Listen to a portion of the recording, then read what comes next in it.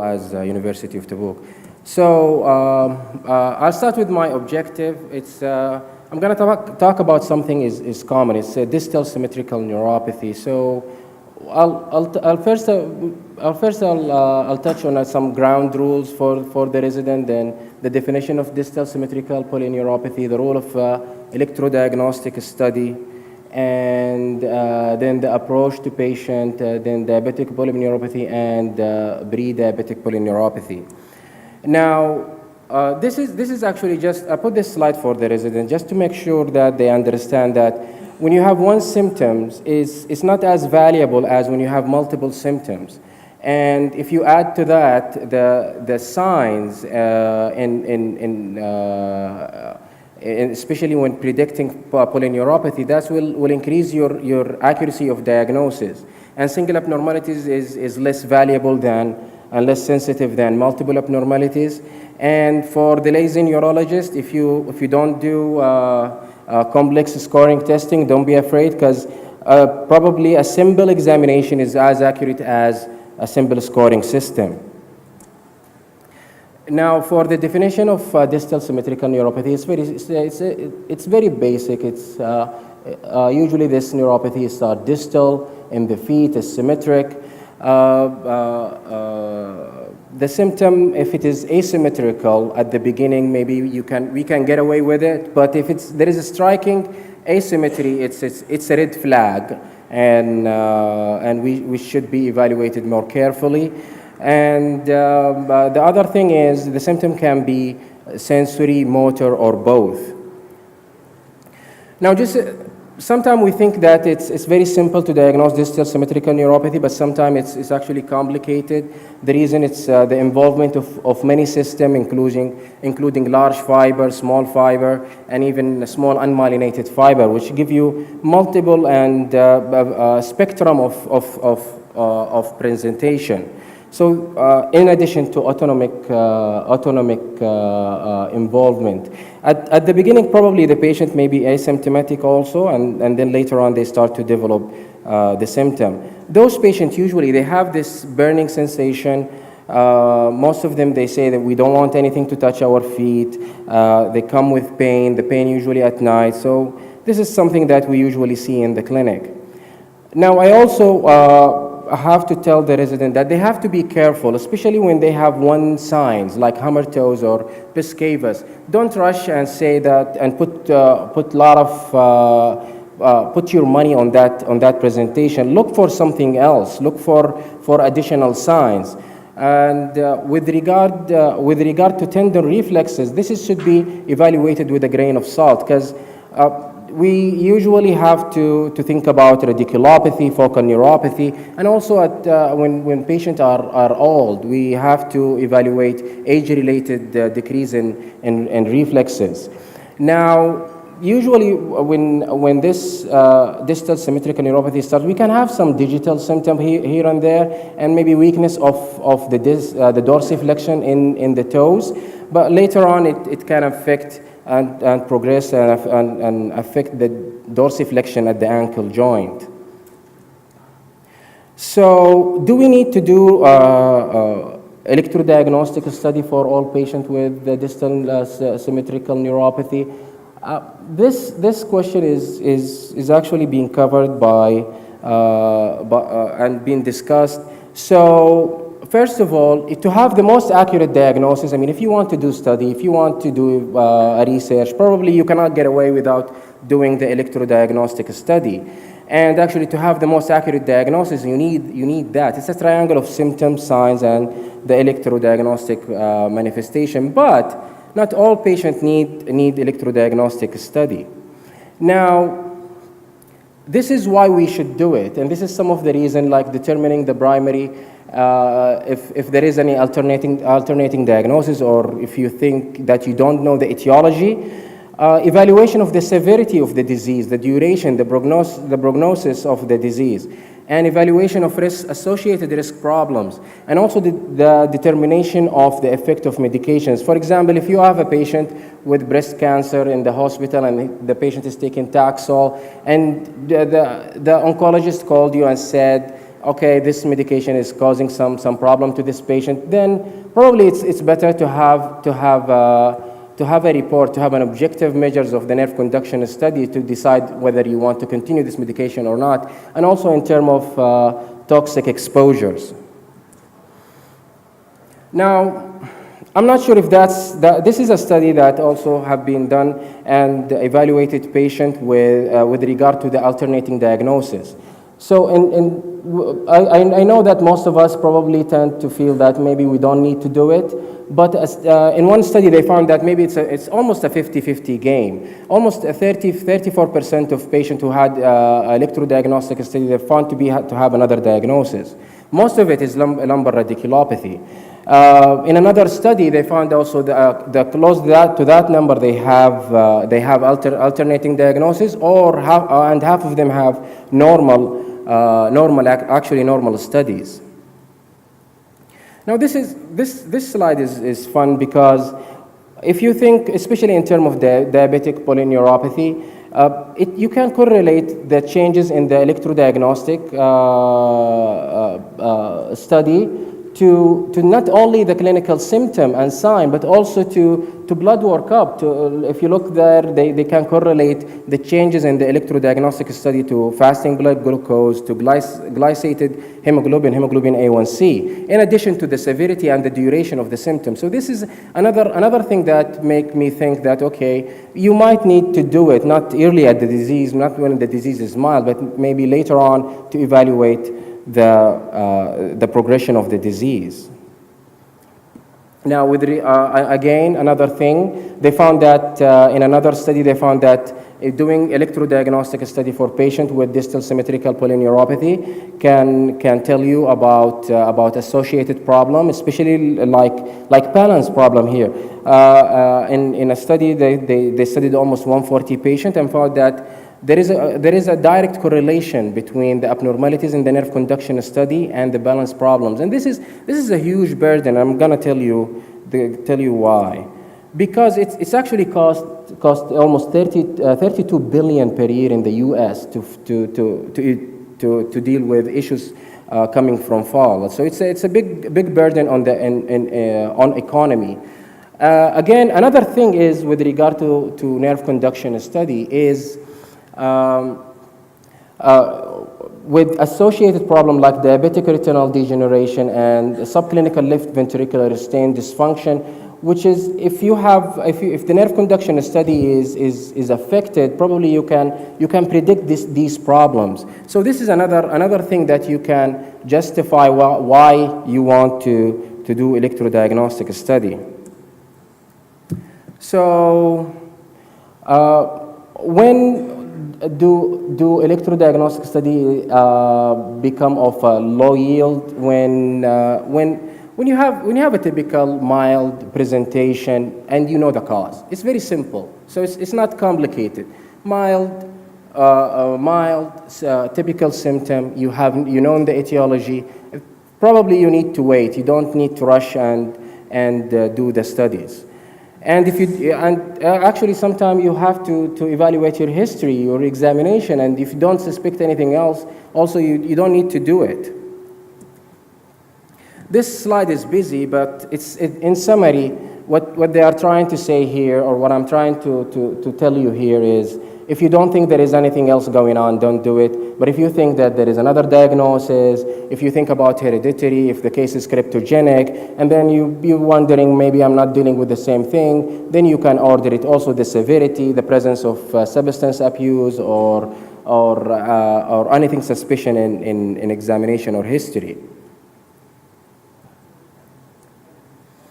Now the protocol is simple, and I'm going to try to simplify the protocol. Usually, what we did, especially when in my training, we do upper and lower limb. We start with the upper limb just to find out that we can get the nerve conduction, and then we go to the lower limb.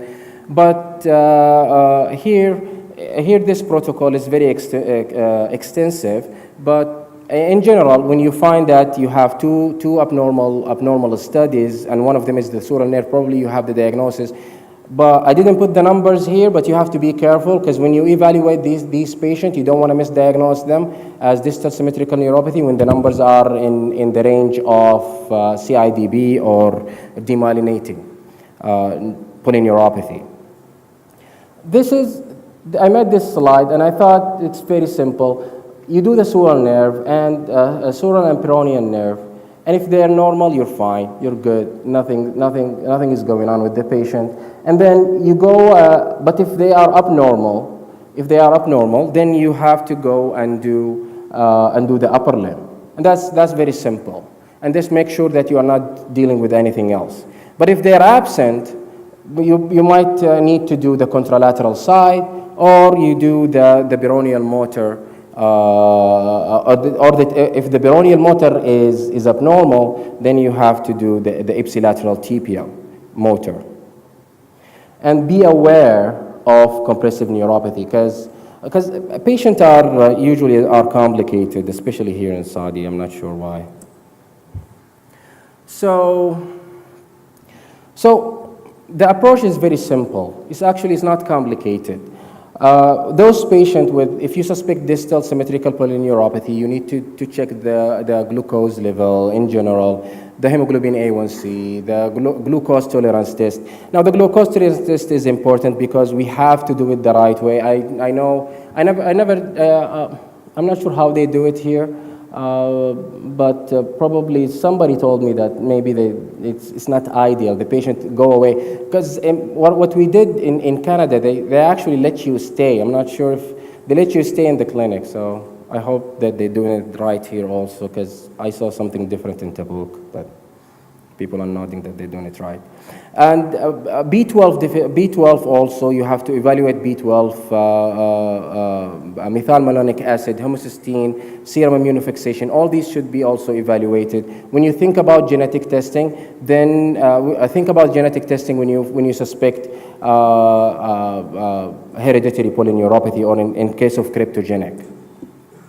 Now, this is just to summarize everything. For diabetes, hemoglobin A1C, fasting glucose, for impaired glucose tolerance, 2-hour glucose tolerance test. For vitamin B12 deficiency, B12, homocysteine, methylmalonic acid in the serum, paraproteinemias, the quantitative immunoglobulin, the serum immunofixation, the serum free light chain, the MAG, especially when you have a discrepancy between the conduction velocities and the distal latencies, and small fiber neuropathy, you can check and do skin biopsies. Now, I got this slide from Wang, and this is in 2016. And basically here, it's a busy slide, but if you look here in the middle, I'm not sure if that. If you look here in the middle, they just want to make sure that you don't have the conduction velocity in the CIDB range, and then you go through the family history, make sure that you don't miss anything, and just you're dealing with distal symmetrical polyneuropathy, which is related to diabetes or other causes, but not dealing with anything else. So it's complicated, but it's actually, there is a few questions that if you have in mind, you will be fine, because they're talking about mainly the hereditary polyneuropathy. A few words in vitamin B12 deficiency. The serum methylmalonic acid is more sensitive than the actual level. And in one study, they found that homocysteine level is actually more correlated, and it can be used to evaluate the progression of the disorder. And for the resident, also metformin for more than 6 months, you have to check vitamin B12 level. So it's another complicated problem because you have diabetic polyneuropathy, but also at the same time, you're thinking that maybe the patient is having another factor which causing his symptom not to be resolved when you're treating. Now, for MGOS, the risk stratification, the list is actually bigger. There is actually more points, but I didn't put them all. 6 points there that you need to evaluate. I think 6 or 5 points that you need to evaluate to see the risk of malignancy. What we did is actually, we usually look at those patients, and if we have suspicion or abnormal result, we usually just involve our colleague in hematology. But the numbers is actually very clear. If you have the serum monoclonal protein of more or equal to 1.5, if you have non-IgG MGUS, or if you have abnormalities in the free light chain ratio. Those three, if you have those three factors, probably the risk of having malignancy is up to 53%. Less than that, probably you're maybe two in the range of 30%. If it is one, probably it's in the range of 15%. I took this slide, I took the MGUS slides away because I thought Dr. Ban is going to be here. Now let's shift gear to diabetic polyneuropathy. So this is a slide here. I'm showing that the diagnosis of diabetes. It's not because I want to show how to diagnose diabetes, but the numbers are changing over the years. The numbers, if we go back to 2001 or 2002 and compare the numbers now, it's actually changing a lot. So, and the hemoglobin A1C now is in the diagnostic criteria for diabetic neuropathy. Now, 50% of diabetic patient has neuropathy, and this is striking. Especially this is from the state, and 20% of them have it at presentation. So it's a major problem. The reason why is because of the disabilities, the pain, the falls, the ulcer, the risk of amputations, the burden on family, the burden on the economy. So it's not something simple.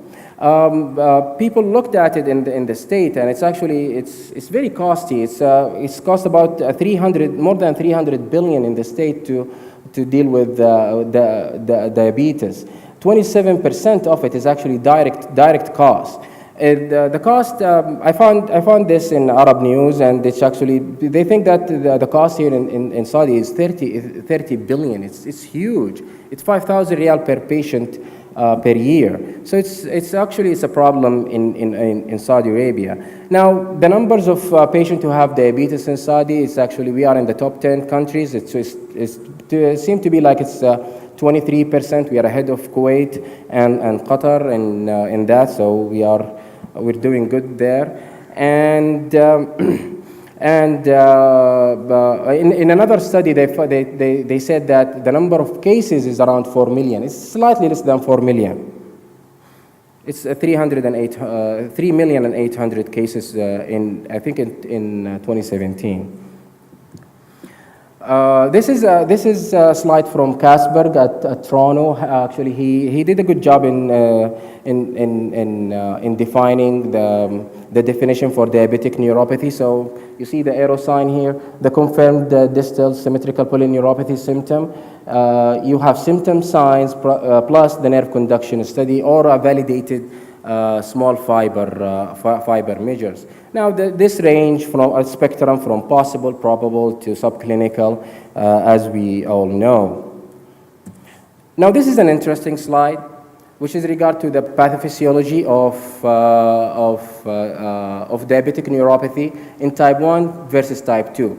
And the reason this is important, and this have been is because of the management, of the way of thinking in the clinic, how you're going to approach those patients. You have to have a different mindset when you're dealing with type 1 versus type 2, because both have hyperglycemia as a toxic effect and to the mitochondria, to the endoplasmic reticulum, affecting the DNA, the cell layer, and irreversible damage. But when you look at type 2 diabetes in the blue, you know that there is something else going on.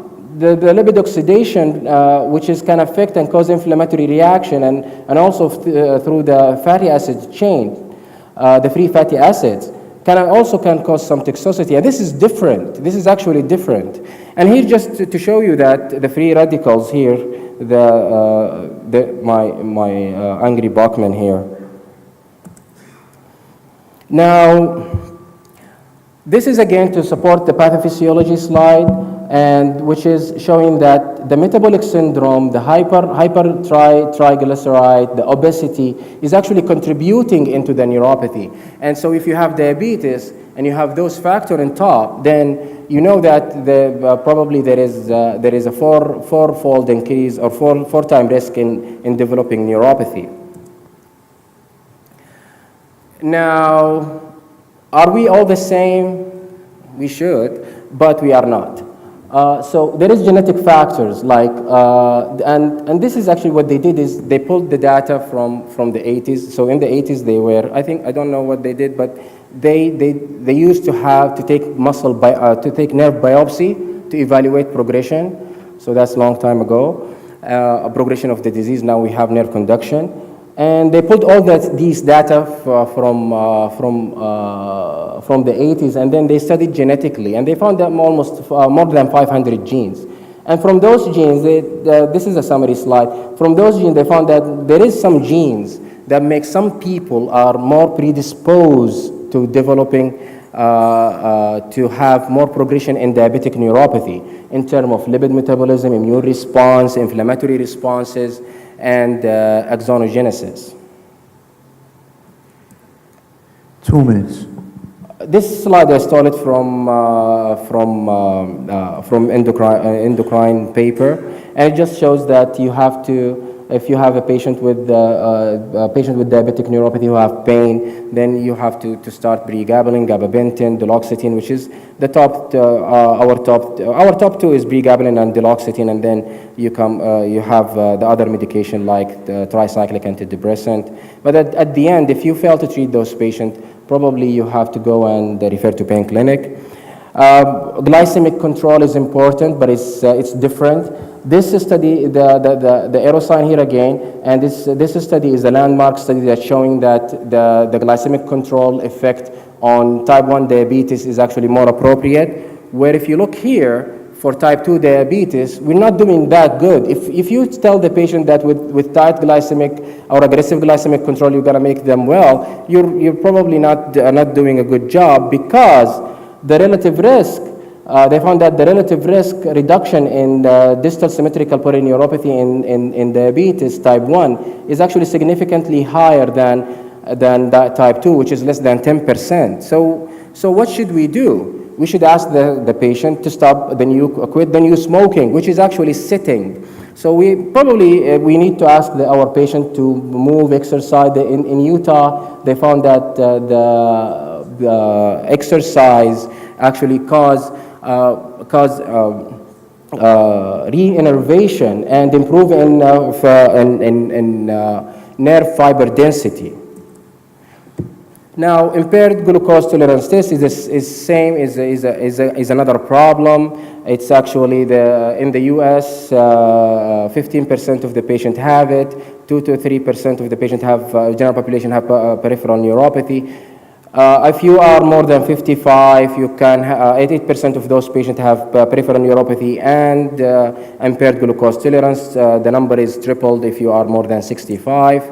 Now here, this slide also shows that the most common symptom is painful neuropathy in terms of impaired glucose tolerance test.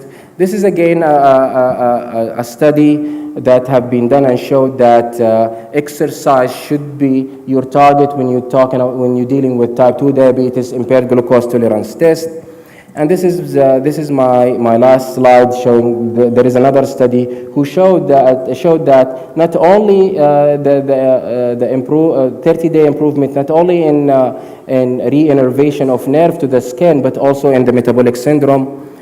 So in the end, it's 20 minutes to talk about a lot of things, but at the end, distal symmetrical neuropathy is common. You have to think about doing electrodiagnostic study if you suspect another diagnosis. Pre-diabetes is important, and glycemic control is more important in type 1 than type 2. Ask your patient to stand up and walk every 20 minutes and do exercise and go to the gym. And that's my last slide. Thank you very much.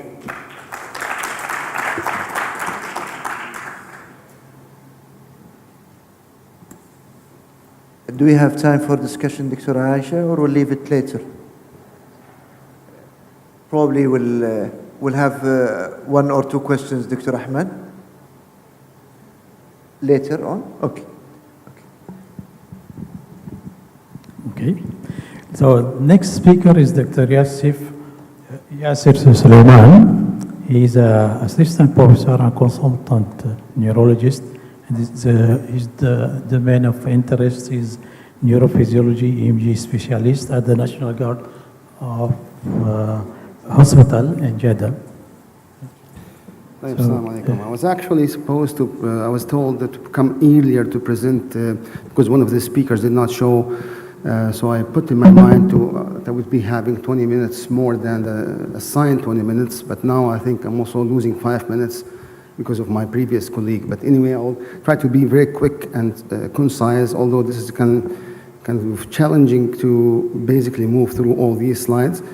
I'll try to review quickly the autonomic nervous system in terms of basic sciences, anatomy, and neurophysiology as well. So the autonomic nervous system basically is composed of the sympathetic and the parasympathetic nervous system, and also in addition to that, the enteric nervous system. The other name that is synonymous with autonomic nervous system, sometimes called visceral nervous system. And also, as the somatic peripheral nervous system counterpart, also we have visceral motor and visceral sensory division within the system itself. Okay, so basically the initial term was coined, go backward, sorry. Okay. I'm not sure if the slides are showing well here, but anyway, the system also supplies the non-striated muscles, which include the cardiac muscles and the smooth muscles as well as the muscles within the internal organ, in addition to the eccrine sweat gland. Now, the initial term was actually coined by Mr. John Langley from Cambridge. He's a physiologist and basically denoting that the autonomic nervous system can function in a reflexive way regardless of the CNS contribution initially. So the autonomic nervous system, we can summarize what the function of it has two main functions: integrative functions and adaptive functions. Integrative functions, it coordinates the visceral afferent from the organ system to orchestrate the dynamic balance between different organ systems with its control on the heart rate, blood pressure, temperature, sweat gland, sexual physiology, and also on the genitourinary system. The adaptive function relates to the real-time monitoring of stressors and reaction to physical and emotional situations, and culminating into the maintenance of homeostasis in normal states and during stress and during illnesses. Now, if you go back again 300 years ago, the initial description of the autonomic nervous system came actually from the French side, from Dr. Bichat, who's a French anatomist who initially described divided life into two stages or two phases. One is relational life, which depends on the reasoning and logics which is contained in the brain, and also the second life, which is organic life, which is controlled by the autonomic ganglia. So the initial thought process came that these ganglia, namely the celiac ganglia, the superior mesenteric ganglia, the inferior mesenteric ganglia, they controlled the feelings and the emotions and the perception of these emotional sides. Hence, you can see some descriptions like gut feeling, or love is in the heart, or hate in the heart, or heart is the seat of emotion. All of that was basically related to these two psychiatrists. And the organization of the nervous system also is composed of the two neuronal pathway, preganglionic and postganglionic. The preganglionic for the sympathetic and the parasympathetic system reside in the CNS, in the brain and the spinal cord. The sympathetic ganglia are paravertebral or prevertebral, while the parasympathetic ganglion are close to the target organ. And basically the parasympathetic and the sympathetic nervous system, they supply the same organ, but with opposing effects. You can basically summarize that in words. If we can call the parasympathetic controlling the rest and digest function, or feed and breathe, while the sympathetic system is remarkable for its fight or flight or fright response. Now, the challenge is how do you test the autonomic nervous system, is because we have a limited access to this huge amount of neural plexus in the body.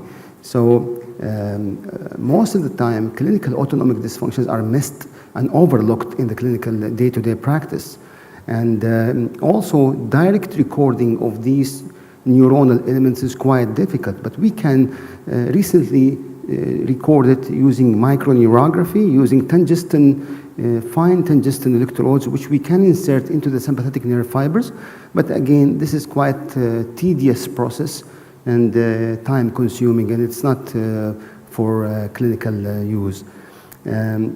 Also, most of the available testing paradigms, they basically test the function of the end target organ. So you are not directly testing the sympathetic fibers or the parasympathetic, you are testing the organ function. So if you have problem with the heart, structural problem in the heart or in the skin, it can affect the results of the autonomic nervous assessment. And plus that the available tests does not assess all the available functions, especially when it comes to the GI or the genitourinary system. The patient preparation also takes time, and the average autonomic testing can take anywhere from 1 hour to 3 hours. And this is a new picture from our lab showing the batteries of tests that we use, and I will come across that as well in summary as well. But when we test the patient, we focus on the functional domain of the autonomic nervous system as we look into the autonomic nervous system composed of sympathetic cholinergic or sympathetic adrenergic divisions versus the parasympathetic, which is almost always cholinergic, versus the adrenomedullary functions, which we can sometimes find out in patients with adrenal failure, and the enteric nervous system, the third subdivision of the autonomic nervous system, which manifest as disorders of the GI motility. But the application or the indication of autonomic nervous system testing can be also outlined to assess those with generalized autonomic failure, as would happen in autonomic neuropathies or multiple system atrophy, or in the rare cases of pure autonomic failure. Limited autonomic neuropathy can be encountered in patients with cholinergic or adrenergic or lesional or distal failures, as would happen in patients with anhidrosis. Distal small fiber neuropathy, the earliest test to detect these distal fiber neuropathy, and I would agree with Dr. Fallata that autonomic neuropathy can be early in the course of the disease process, even before it manifests in the sural nerve. Also in the diagnosis of orthostatic intolerance, like in patients with postural orthostatic tachycardia syndrome or syncope, in the workup also of neuropathies in patients with neurocardiogenic or the vasovagal syncope. Also, we apply the autonomic nervous testing battery to monitor the course of neuropathies or evaluate the response to therapies, and evaluate also the involvement in various forms of somatic neuropathies. Also, before assessing the patients in terms of testing, we would like always to assess the patient in the clinic by focusing on what we call Compass 31, which is a questionnaire detailed and oriented to find out patients with autonomic failure, looking at their symptomatology in terms of cardiomotor or vasomotor or pseudomotor or papillary motor failure, in addition to the bladder or sexual dysfunctions. We always look at the relation of these symptoms to the meals, time of the day, sex, age, height, weight, medications, herbal remedies, dietary supplements, application in the orthostatic disorder. Specifically, we can perform these tests for patients with neurocardiogenic syncope or POTS disease, or patients with recurrent vasovagal syncope, or those with frequent pre-syncope or syncope secondary to medication, or in those patients with pure autonomic failure. The available testing batteries in autonomic disease is validated by the Academy of Neurology and the Neurology Therapeutic and Technology Assessment Subcommittee in 1996. So you can see that the specialty is evolving and developing quite recently, like 30 years ago. We test basically 3 domains of the autonomic nervous functions. The Q-SART, which is a quantitative pseudomotor axon reflex test. And this test I will describe in details. It is focused to assess the integrity of the sympathetic postganglionic cholinergic fibers.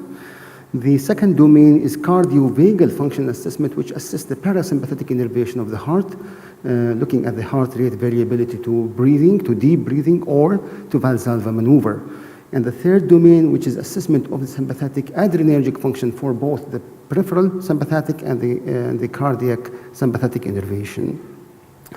Patient preparation, we usually ask our patients not to drink coffee or food for at least 3 hours and not to smoke 3 hours. Actually, for smoking, sometimes we go up to 24 hours before the test. We stop all medications for 5 half-lives, which translate as stopping for most medication for 2 days prior to the presentation. We also stop the short-acting beta blockers 24 hours. We stop the long-acting ones 48 hours before presentation. And some patients with autonomic failure there or on compressive corsets or job stocking, we also would require them not to wear it on the day of the test. We always prefer our patient not to be in an acute illness the 48 hours prior to the testing. Unaccustomed exercise can always show up in your own parasympathetic and cardiovagal assessment, and you will be surprised how would a short course of exercise can upgrade your cardiovagal responsiveness and integrity. And I will start by the first domain, which is before starting the QSART, which is a sweat assessment. We usually test our patients in terms of the sensation. We have the case for quantitative sensory test. This machine basically tests the pain, perception for heat, temperature, and for vibration as well. As you can see in the images, we apply this sensor over the feet, which will deliver heat stimulus or cold stimulus, and the patient would have a click to record if he responded to the stimulus or not. And we take it and we match it with age and 6 matched controls. This test is not part of the autonomic testing, but remember please that the visceral sensory afferents also carries the pain fibers from the organs and from the internal organs and from the joints as well. So it is a fundamental testing because it reflects on the small fiber neuropathies. And I think I would also include this as a major and a very important machine to use in patients with small fiber neuropathies. And actually, it can detect even small fiber neuropathy before the standard nerve conduction studies. Now, the quantitative axon reflex testing here, if you remember, please, I'm not saying a reflex, I'm saying an axon reflex, and I can explain why they call it axon reflex. It is the eccrine sweat gland are supplied by the cholinergic sympathetic fibers, which is equipped with M3 or muscarinic receptors. They call it muscarinic because it responds and it's blocked by atropine, not pilocarpine. And also, maybe it's sometimes nice to understand the embryology and the development of the sweat innervation. In rats, the embryological receptors used to be adrenergic, and then eventually it changes into cholinergic over time. What happens in small fiber neuropathies, as the fibers regrow again, it recapitulates the embryological development. And that's why some patients with small fiber neuropathy, they have adrenergic sensitivity in their feet, and they respond to that by sweating and pain as well. And it's axon reflex because what happens is that we inject the acetylcholine over the skin, and that is taken by the axon. As you can see it, probably, I'm not sure if I have a pointer here, but the acetylcholine is taken by one of the axon terminals and transmitted inside the axon to another axon terminal, which would induce a sweat response. So we have an initial antidromic migration of the acetylcholine inside the nerve, followed by orthodromic stimulation of the sweat gland. And the QSART that what we have in our lab is composed of this. We basically attach a capsule, as you can see, this capsule with a letter C, B, A.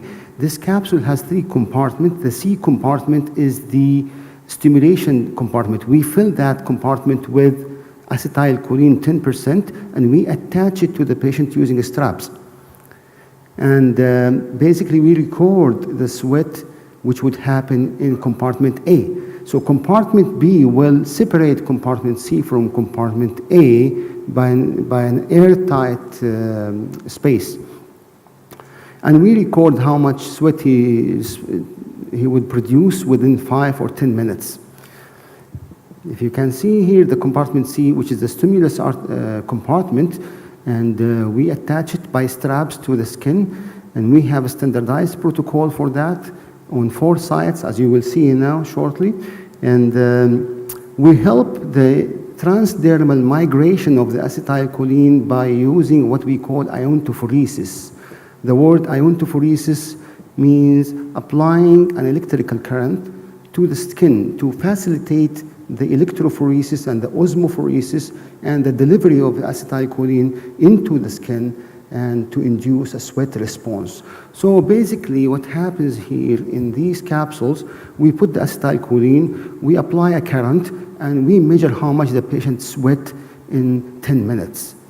And the standard sites that we collect the sweat from is the medial forearm, and proximal leg, and distal leg, and an area over the extensor digitorum brevis. And as you can see, it tests 4 different nerves: the ulnar nerve for the medial forearm, and the proximal leg, it will test the common peroneal, and distal leg over the medial malleolus, which is the saphenous, supplied by the saphenous nerve, and over the extensor digitorum brevis, which is also tested by the superficial peroneal nerve. This is actually the protocol we are using here. If you're interested to have a look on that, we can always have you for training if you want. And we record again the latency and the volume. As you can see in the paragraph on the left-hand side of the slide, it shows an extremely depressed response. The amount of sweat is lost, and this is from a 71-year-old man with advanced diabetic neuropathy. And as you can see also on the normal response in the upper figure here, and you can see 4 channels. One is from the medial forearm, and the other 3 are from the leg down there. Some patients early in the course of distal neuropathies, they would have excessive response or hyperhidrosis, which also can happen in patients on medications or in the state of an anxiety as well. These are the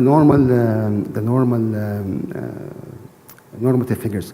By the way, remember please that the QSART assists only the post-ganglionic sympathetic cholinergic innervation, but does not assist the preganglionic chain extending from the hypothalamus to the spinal cord.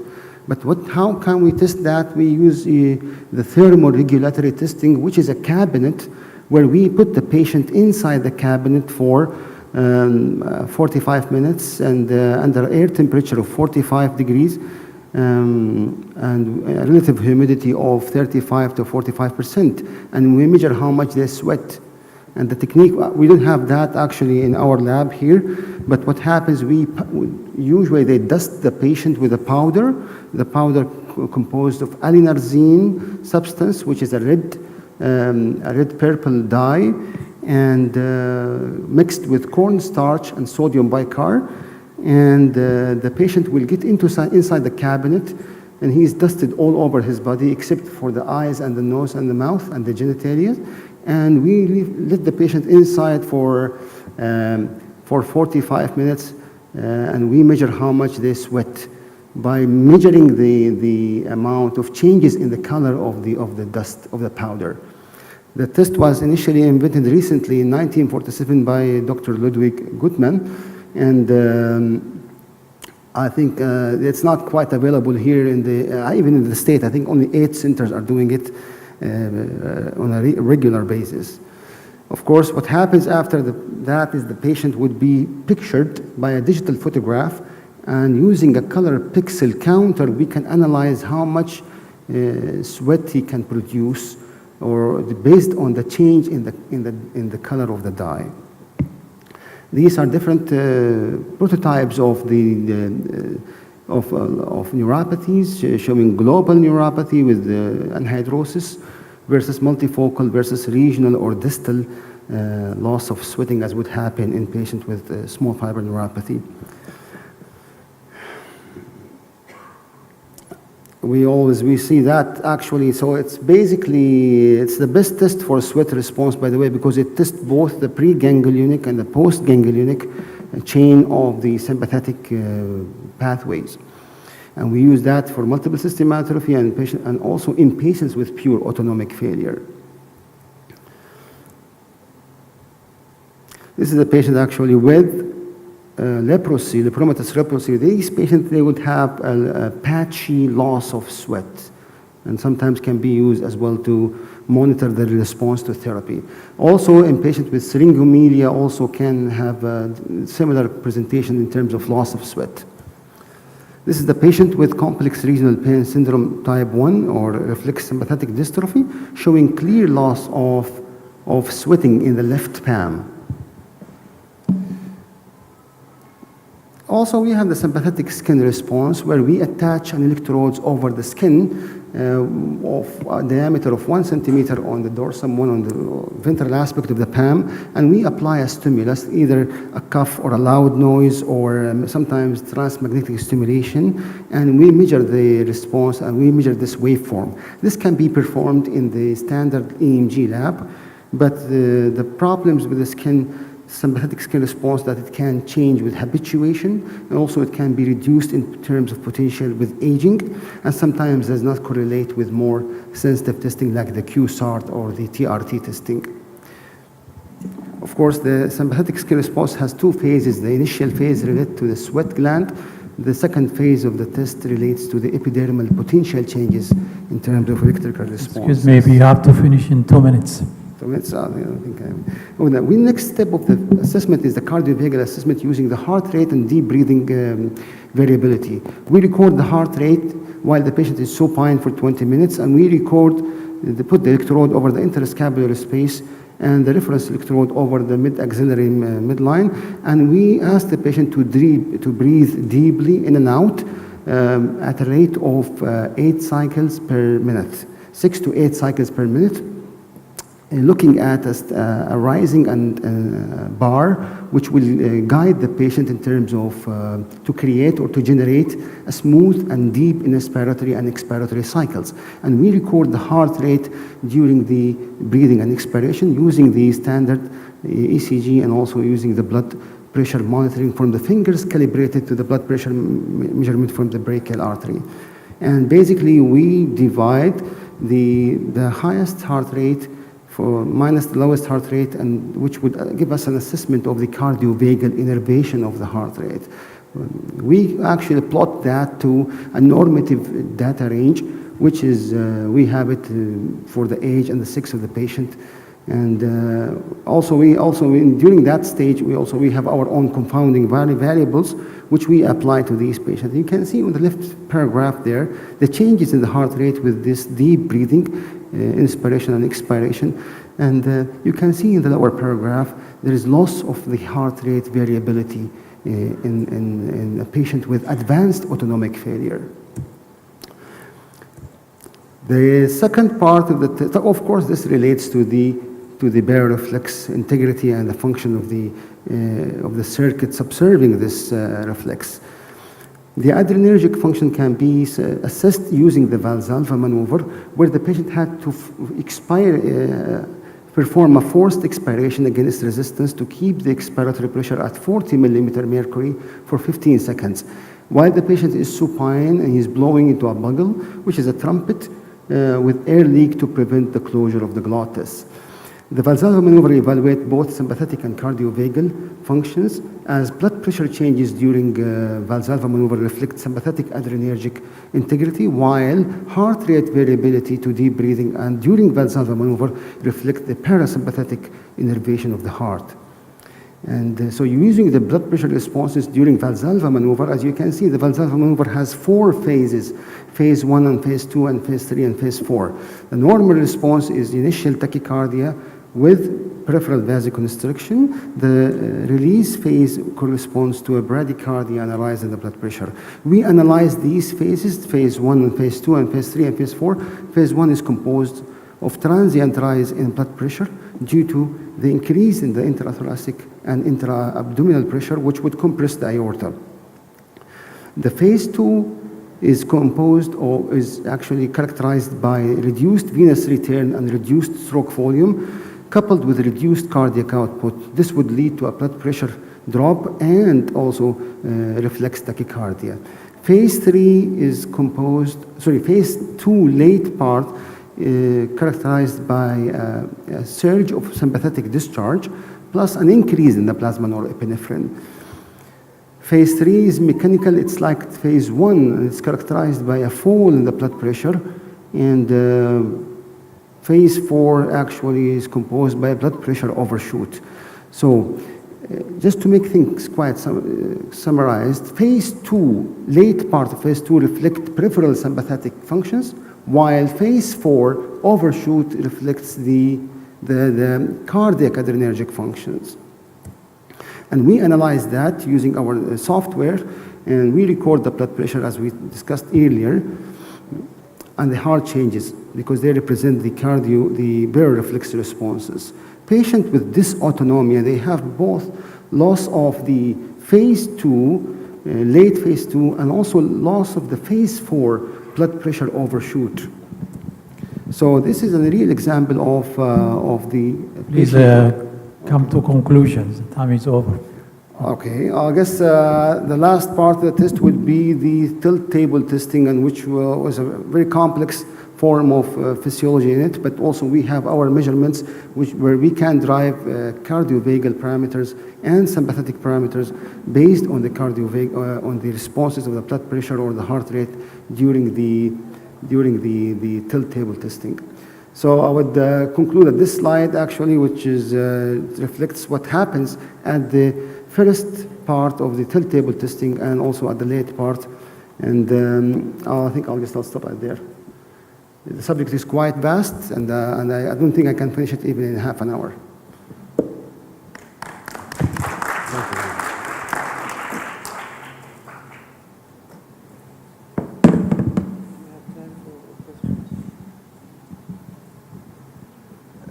We have probably one question for Dr. Ahmed and one question for Dr. Yasser, if somebody is interested.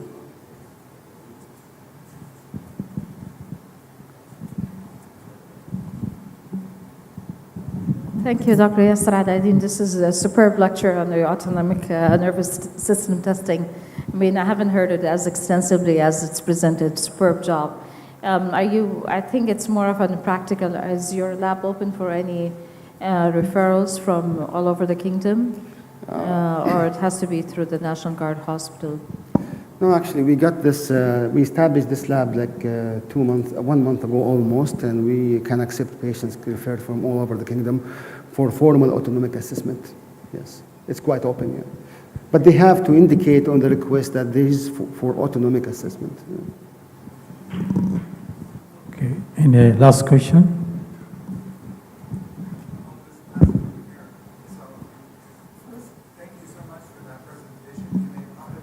Use the mic, please.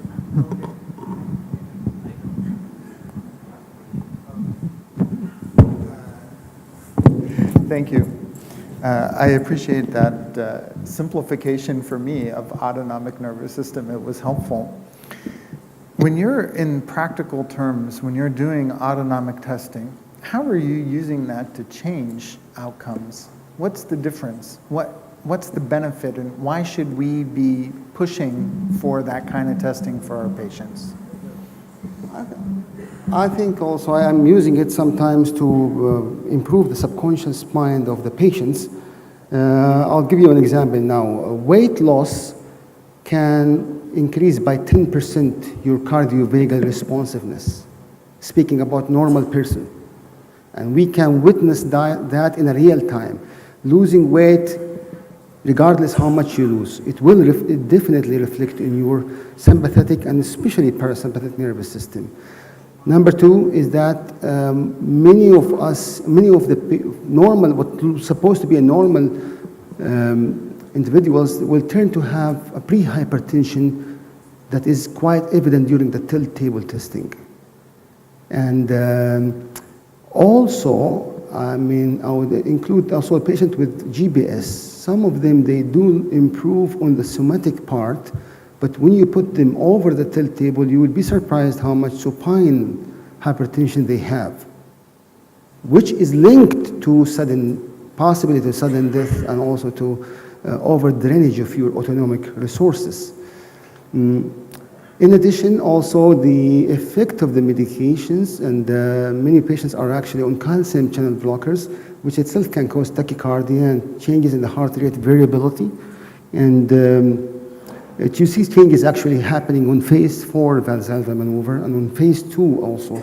And so I think it's very nice to monitor your patients with neuropathies. Those with early diabetic or pre-diabetic neuropathies coming, they would see the responses on the case 4 and also on the tilt table far earlier than compared to the standard nerve conduction studies that we used in our day-to-day practice. But I think that autonomic lab is mainly the patient will witness himself that he is improving. Also, we have a host of medication which we can use to treat patients with orthostatic intolerance. Also, in patients in the geriatric population, many of our patients here, they're actually on a lot of medications and causing a lot of hypotension and postural hypotension, which would manifest as fatigue and tiredness, being drained physically and mentally as well. Okay. What happens during... Oh, sorry. Thank you very much for the